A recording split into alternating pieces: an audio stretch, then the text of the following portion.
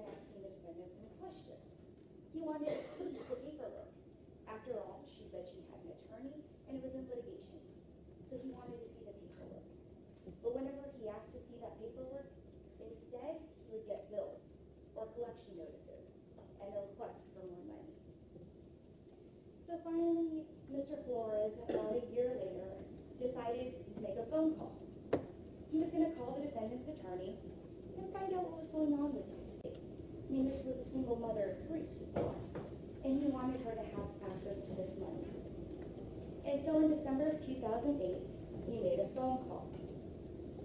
He made a phone call to that attorney. But when he called that firm, the attorney said that he didn't know about the defendant's case. He didn't know about that trust or that inheritance that she was supposed to receive. And so Mr. Flores grew a little skeptical. He confronted the defendant about this. And she made up an excuse, as she always would whenever he asked her about it. She would come up with an excuse as to why she couldn't show him the divorce decree, why she couldn't show him the paperwork. But this time she gave him the story that the attorney was actually working not with the firm, but through the side, and that's how the money was going to be handled. When Mr. Flores pressed her further, she finally admitted, okay, you know what, that wasn't the truth. In fact, she told him her stepfather wasn't even dead. He was still alive, but she had agreed not to tell people that he was still alive. But she told Mr. Flores not to worry. That money would still come, because she had another insurance settlement that was coming due, and she'd be able to prepay him from that money. Well, then in December 2008, things had become tense. Like I said, that sum was growing larger and larger. And Mr. Flores wanted some assurance that he was going to get his money back. So again, he began questioning the defendant about how she was going to do this. Because by that time, the defendant had borrowed over $250,000 from Mr. Flores. So the defendant became pretty insistent on a few things during December of 2008. The first thing that she became insistent upon is that insurance premiums were paid timely. In fact, her husband's birthday that year was December 18th. Now, the Tuesday immediately prior to his birthday, which was December 14th, the defendant asked Mr. Flores to print off an express mailing label. One of those that you can get online that charges to the account, because she wanted to make sure that this West Coast life insurance premium was in the mail. She wanted to make sure that that premium was postmarked on that date. So Mr. Flores did. He printed off that label, and off the defendant ran to go get that in the mail so that it could be postmarked that day. Now, this was the premium for her husband, Dale's life insurance. At the time, Mr. Flores thought it a little odd, but thought the defendant was finally becoming a little more financially responsible and just dismissed it.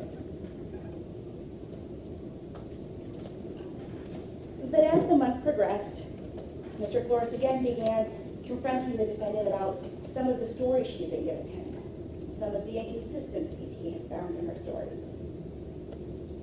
And finally, she was confronted with the fact that he was giving her $8,000 that month, $8,000 in cash. So she was asking Mr. Flores for additional money, and he wanted to know why. Where did that $8,000 she had given him, he had given her earlier in the month, where had it gone? What had it been spent on? And when he pushed and pushed and pushed, the defendant finally gave him a story. She told him that she had had a secret plan, and she used that money to finance that money. She told Mr. Flores that she intended to kill her husband, and that she had used the money to put a hit out on her husband. The defendant told Mr. Flores that she had contacted an old friend of hers, a guy by the name of Tavis Tatro. She contacted Mr. Tatro and asked that he kill her husband. The defendant had come up with a plan that for Dale's birthday, they would go to the casino. Of course, under the ruse that it was a birthday celebration. While out at the casino, the defendant would have already left money stashed in her car. Once her and Dale ran out of money, her plan was to send Dale out to the car to retrieve some of that money. At that point, Travis Thatcher would go to the parking lot and kill Dale. Now, it seems as though the defendant recognized some of the fallacies in this plan, and so she had a backup. She told Mr. Flores that if that didn't happen, for whatever reason, she had a backup plan. Her backup plan was to get Dale drunk. They would then spend the night there at the hotel at the casino. She said that what she planned on doing is waiting until Dale fell asleep. And once he fell asleep, she would kill him. And when questioned about it, she would say either that she was being abused by Dale or he was attempting to force himself on her sexually. So there was plan one, but should that fail, there was plan two. Mr. Flores didn't really know what to make of this information, and he didn't seem to really want to believe that the defendant would do this.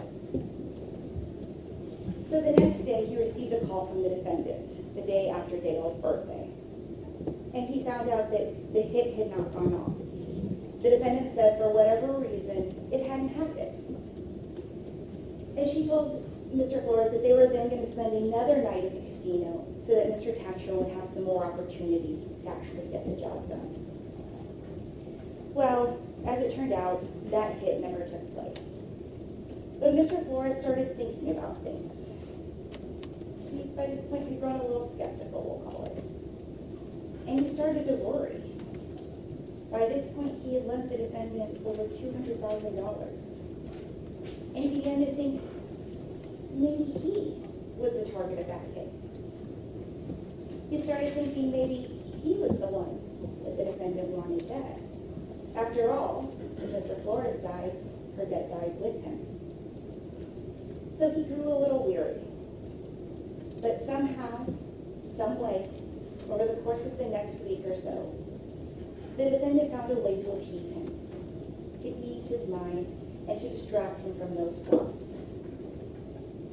So Mr. Flores no longer was as concerned about this, especially because the holidays were coming up. So Christmas holiday came and went, and then December 31st, 2008 hit. Now this is the date that the original promissory note was due, but no payment was made that day. Instead, the defendant, Mr. Flores, renegotiated the loan, because by this point, she owed him $294,000 plus interest. So they renegotiated the loan, and a second promissory note was created. She signed it again for $294,000 plus interest.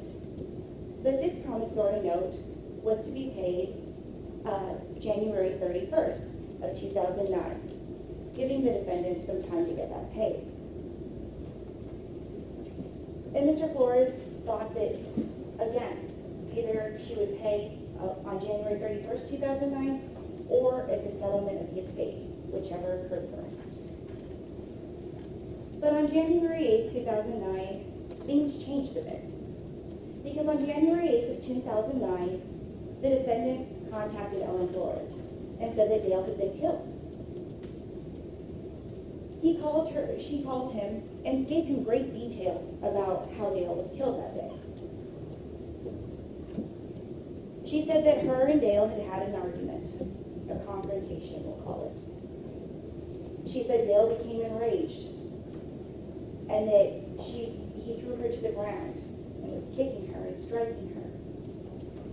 She said that at that moment, her roommate, Stanley Cook, who you'll hear some more about in this case, came in and saw this attack taking place.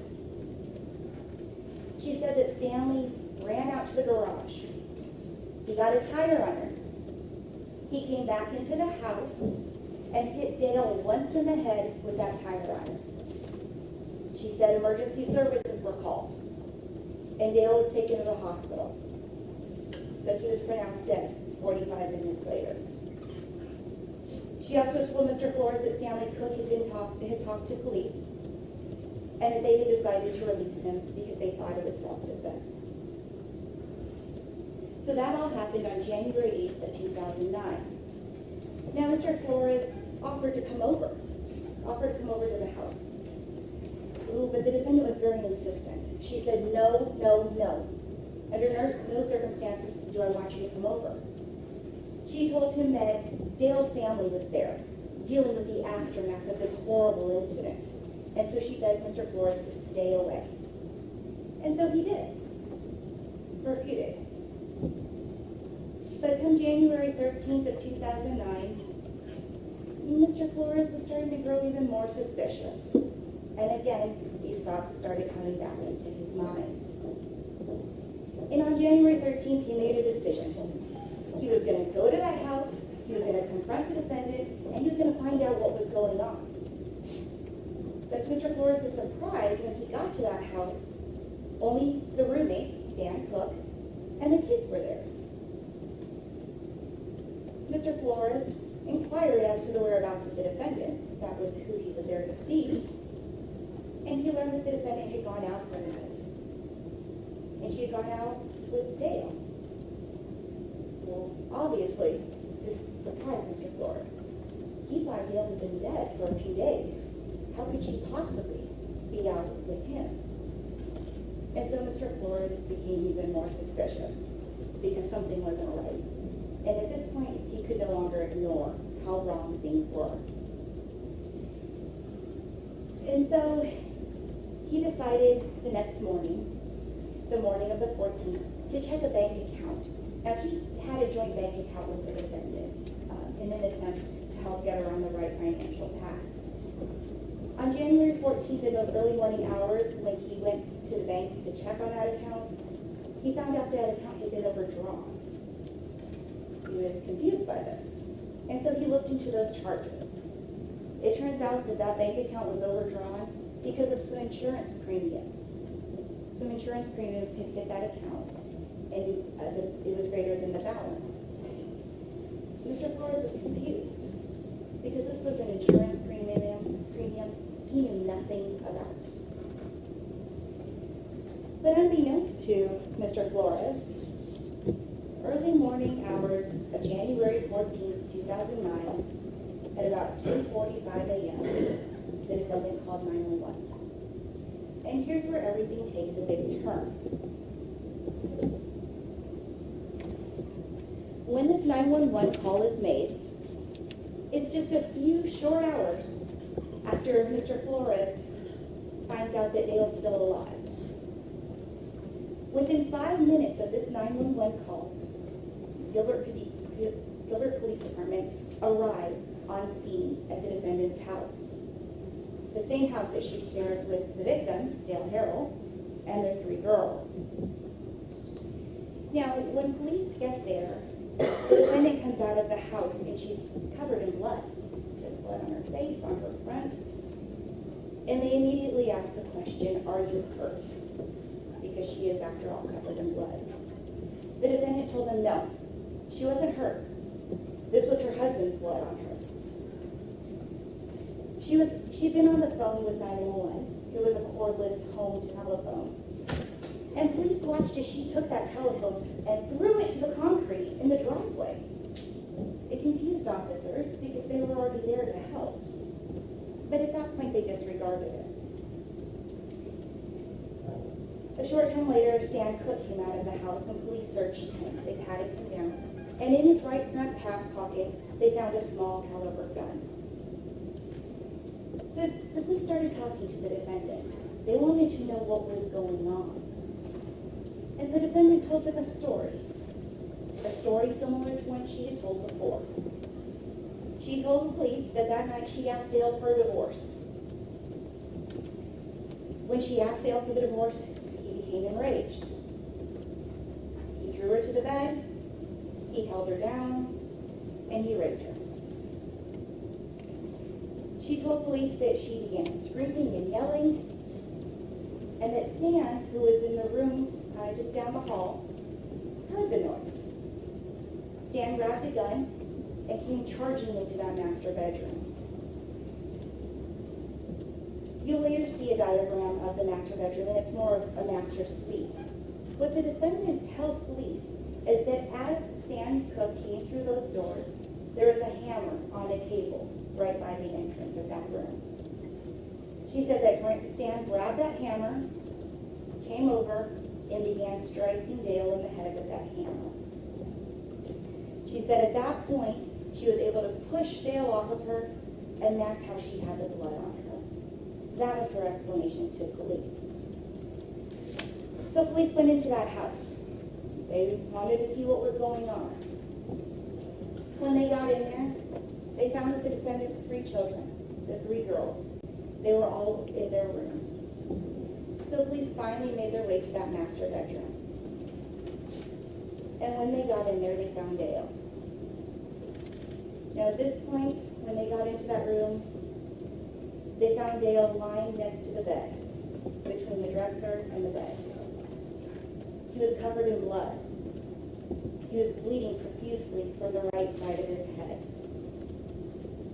He was moaning, words that they couldn't really make out, and it appeared he was trying to move. The police calmed Dale down. They encouraged him not to move because of the severity of his injuries. One of the first officers on scene grabbed a camera and started taking pictures as soon as he walked in that room, before even paramedics arrived. And you'll get to see this throughout this trial. The officers grabbed a rag, or a t-shirt, whatever they could find, and they put it on the right side of Dale's head and started applying some light pressure to that wound. As I said, paramedics arrived shortly thereafter. They quickly assessed the situation, and they took Dale to the hospital because this was a very severe injury. They also transported the defendant to the hospital because of her claim of being attacked. They wanted her to be examined as well. So while Dale was at the hospital, and the defendant was at another hospital, the police began their investigation. They began their investigation of the scene, and as you're going to hear throughout this trial, the investigation of just the scene took over 24 hours. The police focused their efforts on the master bedroom. But when they got in that master bedroom, they noticed something. Something wasn't right. Like so many other things in this case, something in that master bedroom wasn't right. You see, the police were thinking, based on what they saw, the scene didn't match the story the defendant had given. It was the blood spatter that threw them off. The story the blood spatter was telling was very different than that the one the defendant told. And so Gilbert Police Department called in a man who specializes in blood spatter and teaches classes on blood spatter. His name is Stephen McGibbons. Now throughout this trial, you're going to hear from Stephen McGibbons at length. He's going to talk to you about when he first got on scene and how he processed this scene. Mr. McGibbons looked at a wide variety of factors in the blood spatter, the spatter itself, and the directionality of that spatter. And what Mr. McGibbons is going to tell you is that based on what he saw in his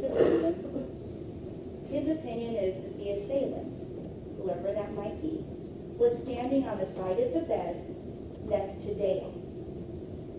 He'll also tell you, based on the blood-soaked pillow and the impression left in that pillow, that it's his opinion that Dale was laying down at the time of the attack.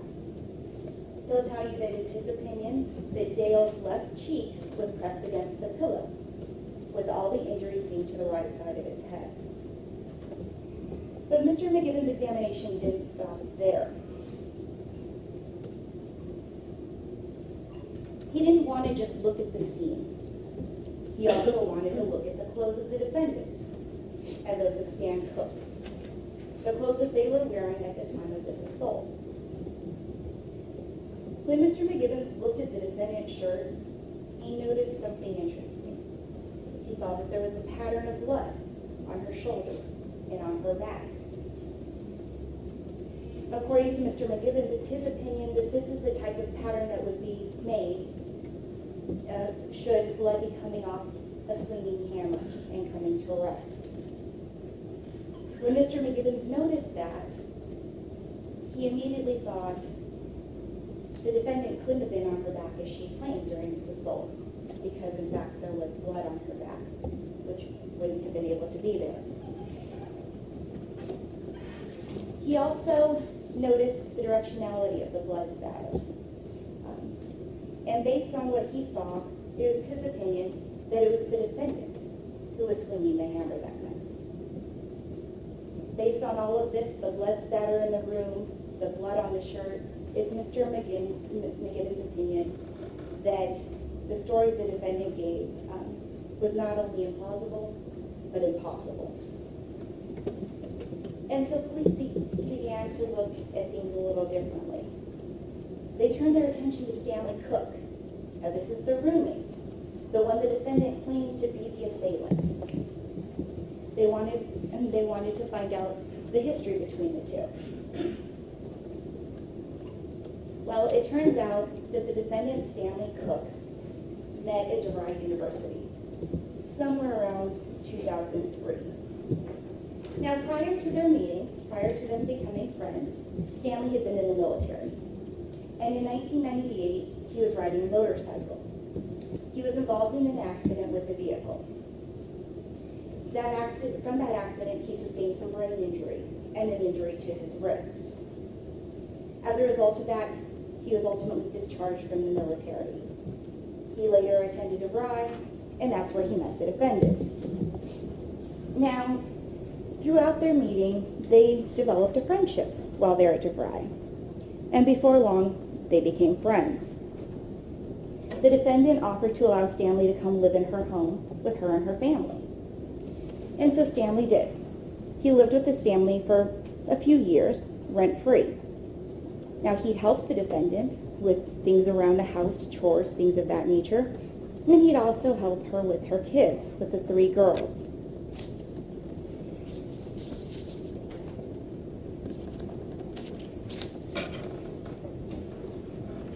But because Stanley had sustained this brain injury, he needed some help.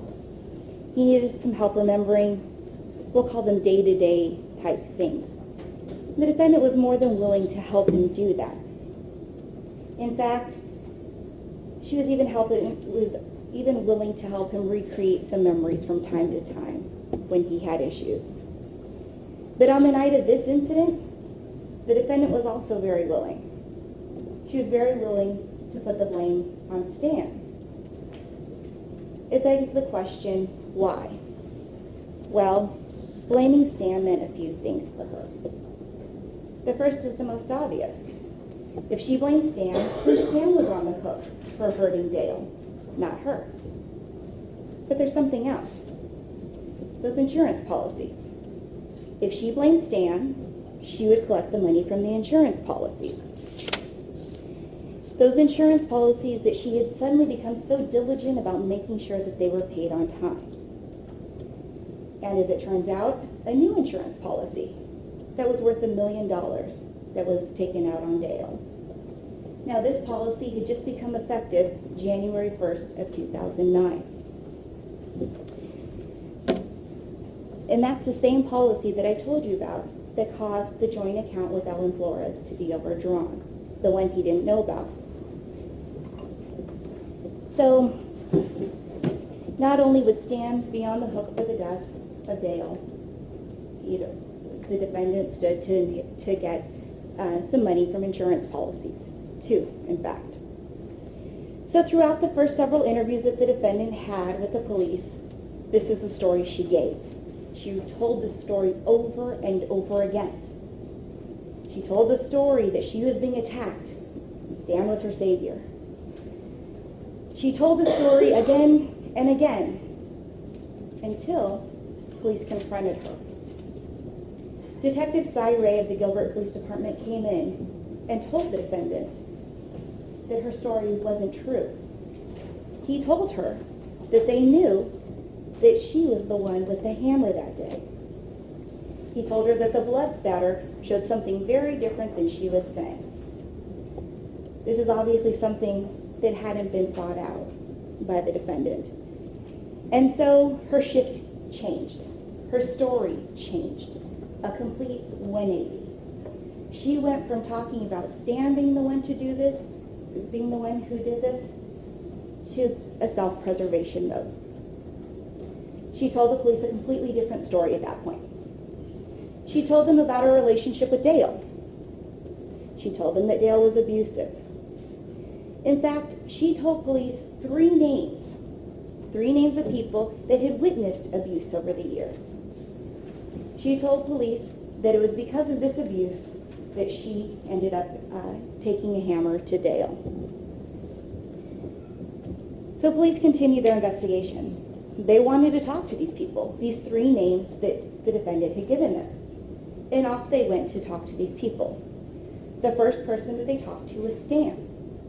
Now what they learned is that Stan had never witnessed Dale be physically abusive to the defendant. They also talked to two other people, a lady by the name of Kelly Kirshen and her husband, Jeffrey Kirshen. Now the defendant had given very specific events that these people had witnessed.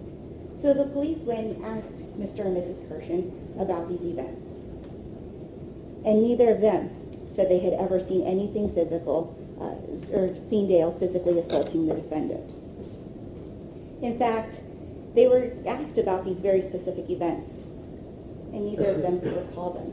Neither of them could substantiate what the defendant claimed. And so the investigation continued, because these people said they had not seen this physical abuse that the defendant claimed. Throughout the investigation, police became aware of Alan Flores. However, they didn't know all of the information Mr. Flores had. At this point, they didn't know that the defendant owed him almost $300,000. They didn't know that he was aware of these statements that the defendant had made about wanting to kill Dale, and they didn't know anything about these insurance policies at that point. So like I said, the night of the attack, Dale suffered some very severe injuries, very severe, and he was rushed off to the hospital and immediately went into surgery. And Dale was put in the ICU, and there he stayed for quite some time, weeks in fact. Now during those same weeks that Dale was in ICU, the defendant had some conversations with Mr. Flores. The two had kept in common, despite the defendant's lies coming to light. So one day, he and the defendant had a conversation about insurance policies, the kind of ins and outs, we'll call them. At that point, Mr. Flores told her, you know, a brand new insurance policy, let's say one taken out January 1st of 2009, isn't likely to pay because it's brand new. The defendant was surprised. She didn't know that that was the case. A few days later, another conversation took place about insurance. And during that conversation, Mr. Flores told her that if she had been culpable in any way, shape, or form for causing the injuries, that she would not get any money. He also told her, because Dale was still alive at this point, should an insurance policy pay out, it would go to the policy holder. And the reason it goes to the policy holder is because it's supposed to cover future medical care.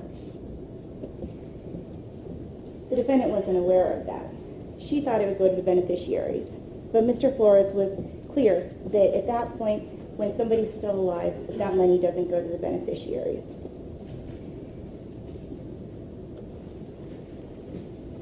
So that was January 7th, 2009. The defendant brings that insurance policy over to Mr. Flores so that he could review it, so that he could actually take a look at it and see what exactly it said.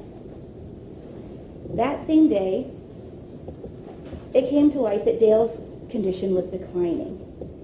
In fact, his condition was declining so significantly that the doctors gave him just a few days to live. That same day, the defendant did something else. She changed the beneficiary of her life insurance policy. She faxed them a letter changing the beneficiary to Mr. Flores as a representative of her children. Now the next day, there was another conversation about these insurance policies. These insurance policies had become the topic of conversation. Now during the conversation on the 8th, Again, it was discussed when the insurance would pay out and when it wouldn't. At this point, Mr. Flores made it extremely clear.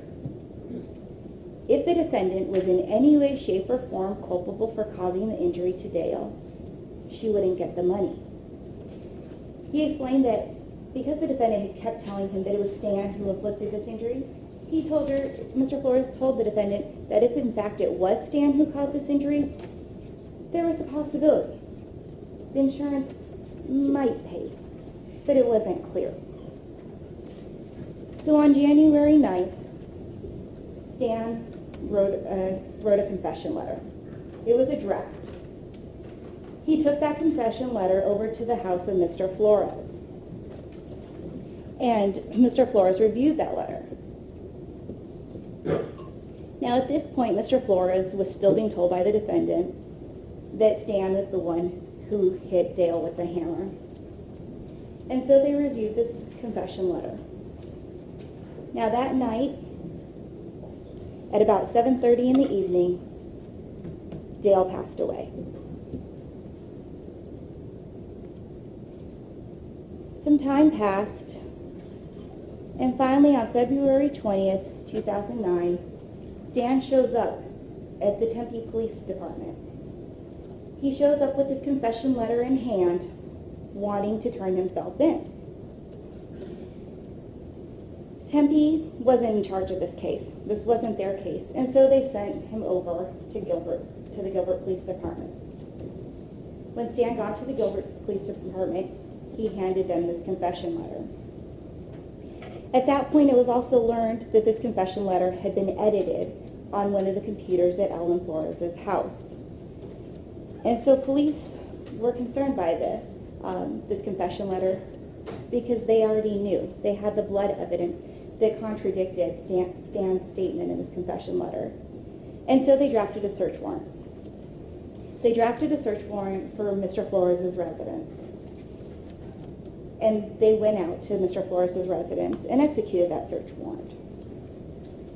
Now, during that search warrant, police found a lot of things at Mr. Flores' home. They found some of the defendant's family photos. They found her passport, her birth certificate. They found the birth certificate of Dale and his social security number. They also found some other stuff. They found insurance documents in folders. But one of the most important things that Gilbert Police found on that day was those promissory notes, especially the last one, where the defendant owed $294,000 plus interest.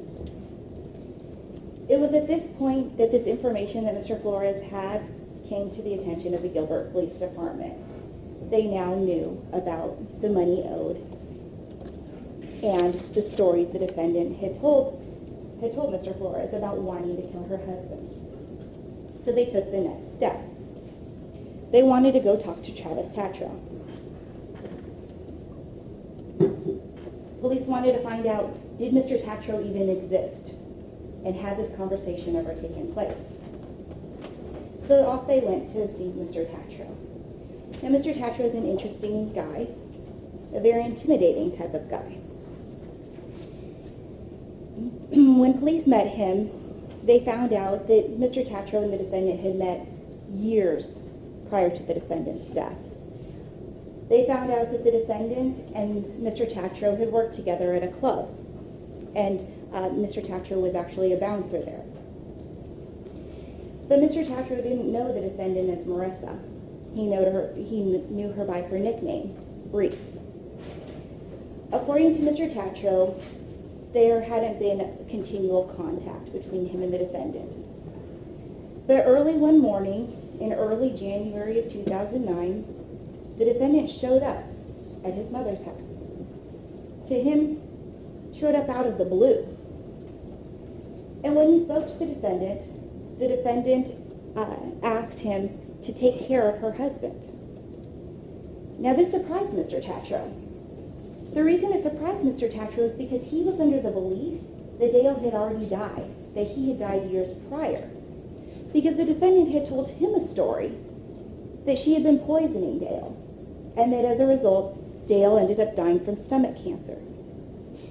So Mr. Tatro was confused because to him, he was being asked to kill a person that was already dead. So Mr. Tatro decided not to get involved. He decided to send the defendant on her way and never agreed to perform this hit for her. But with all of this information, it became very clear. It became very clear to police that the defendant had been planning to kill Dale. I want to caution you about a few things as we go through this trial, ladies and gentlemen. There's a lot of evidence. There's a lot of dates, a lot more that you're going to find out about, more than what I've just listed here. And because of that, I ask you to take some good, careful notes. There's also a lot of evidence impounded in this case. And the Gilbert Police Department gives them an item number, and you'll be given those as we go through. I ask you to pay attention to those and where they were found so that you can link them up later and what was found where. Because what we learned throughout this case, the defendant likes money and she likes easy money. In fact, she borrowed over $300,000 from a man without any way of paying it back, without any real way of paying it back. The promissory notes at the end of January, it was coming due. She had already escaped it once when it wasn't paid on January 31st of 2008. She got that extension to December 31st of 2008. She got the extension to January 31st of 2009. But that note was coming due. That note was coming due, and the fact that there was no insurance made sure that the premiums on that first insurance policy were paid timely. So once the defendant saw that all that money was in place, she set her plan in action. She set her plan in action to kill Dale Harrell because she thought she would come into millions of dollars from these insurance policies. And this would be her way out. The night she killed Dale Harrell was planned. She planned it out for a long time. It wasn't Stan, it was her. And because of that, the defendant has been charged with first-degree murder, also known as premeditated murder.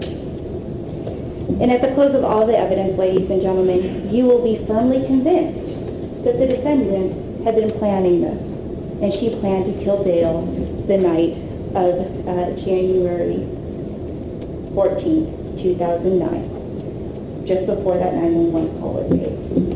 And at the close of all the evidence, ladies and gentlemen, we're going to be asking you to return a guilty verdict as to first-degree murder. Thank you. Counsel for the defense. Thank you, Judge.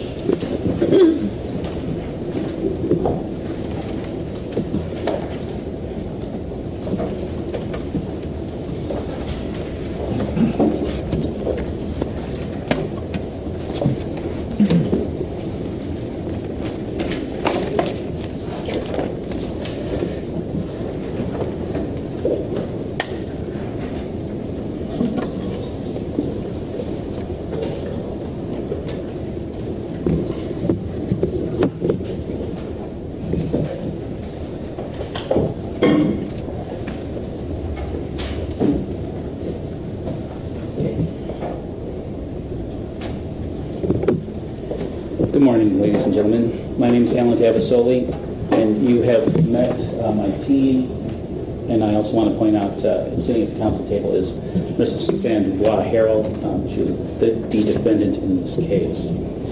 Now, I want to start my opening statement by pointing out a few of the jury instructions that the judge read to you already yesterday when we finalized the jury. Okay. One of those is the duty of jurors section.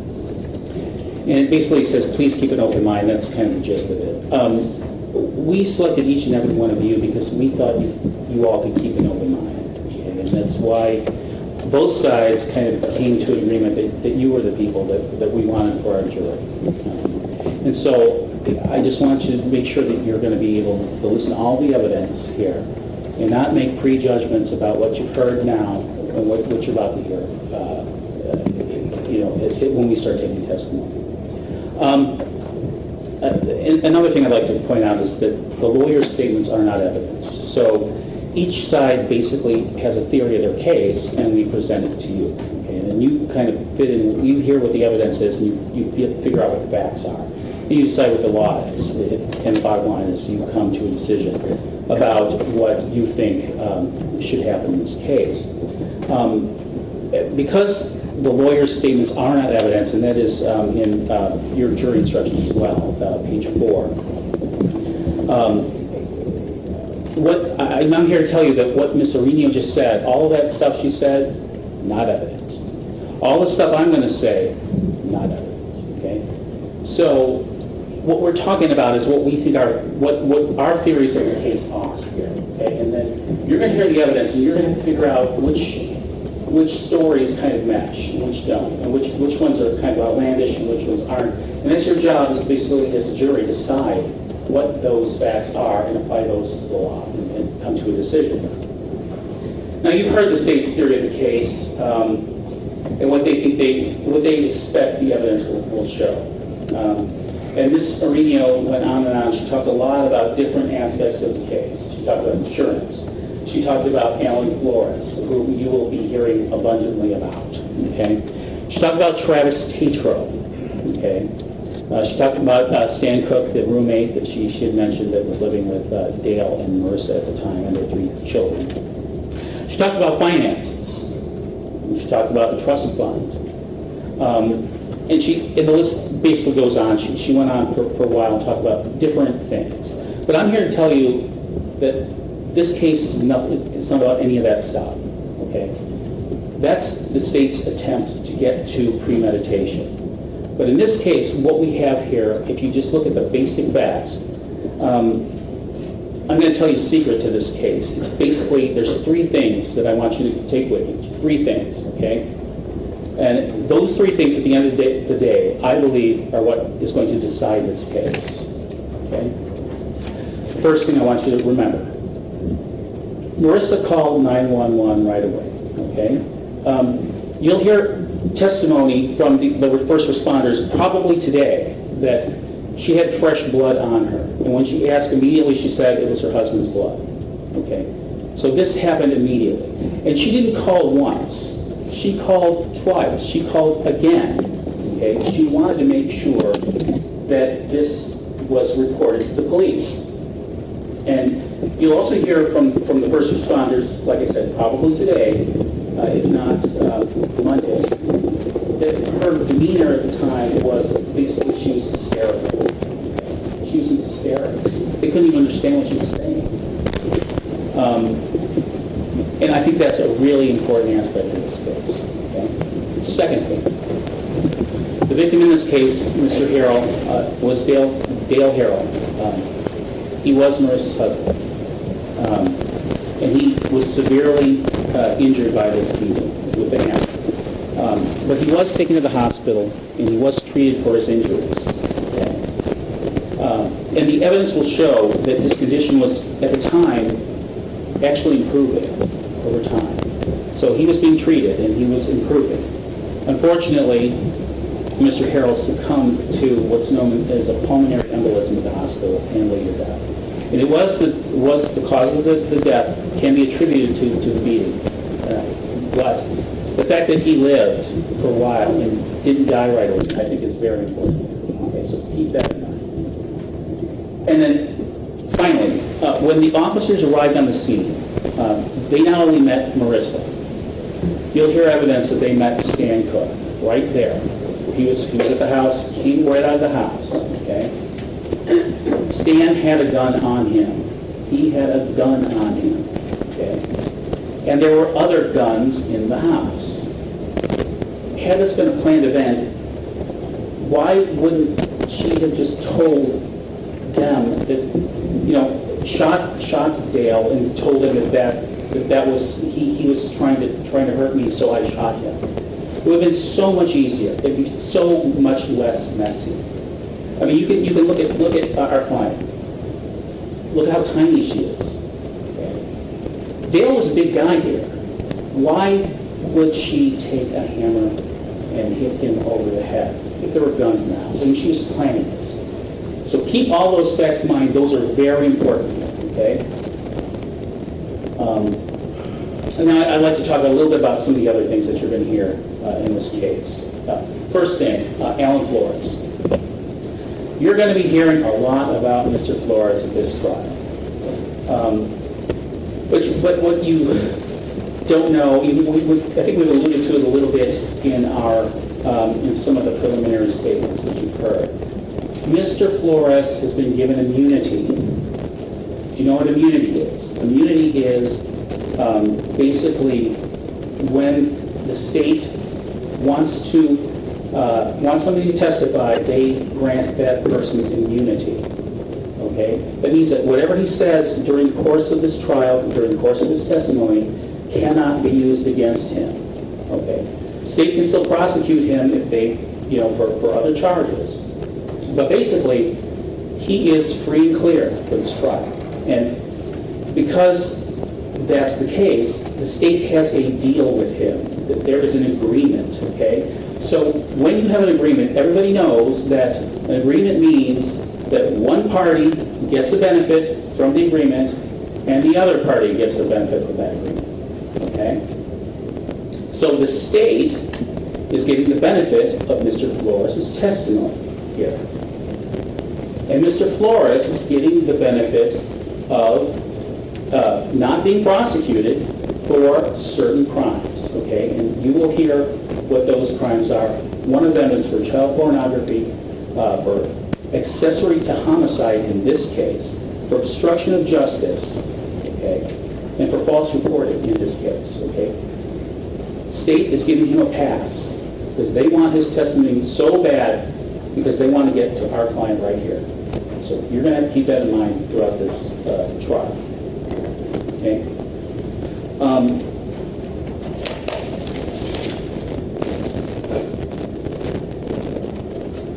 You heard a lot about the finances and the promissory note of $300,000 worth of loans that Mr. Flores was providing to our client. What you don't know is that Mr. Flores is a control freak. Okay? He was keeping a ledger of all this stuff. Okay? And not only was he keeping a ledger, he was basically jacking up the prices. Okay? So, like, for example, a happy almond milk was like $4.50 or something, and he was keeping detailed lists. But that is part of Mr. Flores' character. Mr. Flores is a very rich man, okay, but he uses his money, his finances, to control other people. And you're going to hear testimony here and see testimony that he likes to control people. He is a master manipulator. Now, at one point, we're going to concede that our client was trying to manipulate him a little bit. But in the end, Alan Flores, the master manipulator, controlled this situation. And he was controlling the whole thing from behind the scenes. You're going to hear all sorts of information about that. Okay? For one thing, they were talking a lot about insurance here in this case. But Mr. Flores is an insurance agent. Okay? He was advising Marissa on the insurance issues. So right there, that should be a red flag for you. Okay? What he was doing was trying to get her to a point with all these promissory notes that he was having her fill out. It was an effort to control Marissa and keep her in the relationship at some point. Okay? Because if you think about it, she signed all these promissory notes for him. What could he have done if she didn't pay? Where could he have gone? What is he going to pay her card? That really wouldn't be an option for him. So this is really more about control than about money. Okay. And then his story just doesn't add up. This guy is a guy that went to Yale. He's a very smart man. He's got his own computer consulting business. Okay. He's telling us that basically the week before, that Marissa had told him that Dale was killed with a tire iron prior in time. But he never contacted the police. I'm assuming he never went online to find out any information. And all of a sudden, about a week into it, he thinks, this is strange. I think I'll go over to her house. I insist that I come over to her house. That story is just preposterous. Why would a person not go to the police if he heard that somebody's husband was killed? Or why would he not, act on that information? At least look it up. I mean, it's not like it's not going to be on the news or something, right? So his actions toward the end of December 2008, January 2009 are very suspect. And you're going to hear a lot more about that, okay? That should whet your appetite for that. But we believe that Mr. Flores was trying to cover his tracks because he had a whole bunch of stuff that he doesn't want anybody to know about, but it's coming out now. And that's what's covered in this immunity. Okay? Now the insurance. Insurance, it really is a non-starter here. This is, I believe, something that the state is really grasping at. Many couples get insurance when they're divorcing. Many couples get insurance, multiple policies. And if there was really any problem with the insurance, most of you probably have insurance. I know I can't, if I want to insure somebody as a beneficiary, I know that. Sustained counsel's opening statement and argument. Thank you, Judge.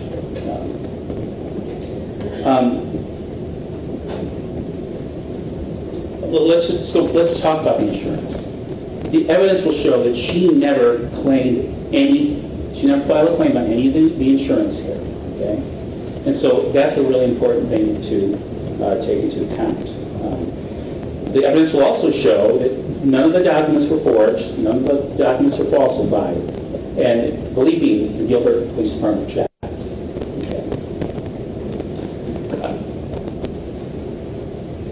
And the evidence will show that Dale had to have known about those policies.